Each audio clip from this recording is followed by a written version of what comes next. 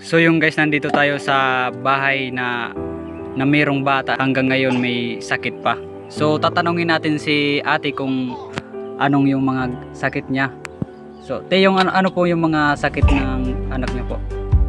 Ngayon po, may kusisen, tirenya, may pneumonia, kabibig sa bulo. Ilang taon na po siya?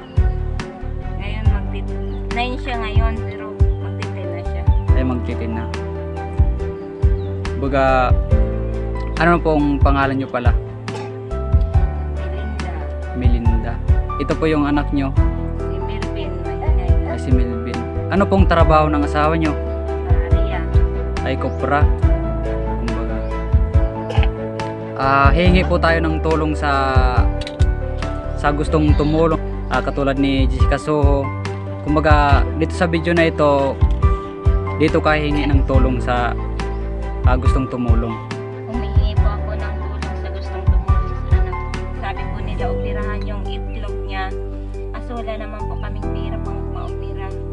Humingi pa ako ng tulong sa mga taong gustong tumulong sa bata. Gusto ko po na maapaabot po ito sa kay Ma'am Jessica Soho para matulungan po natin itong bata.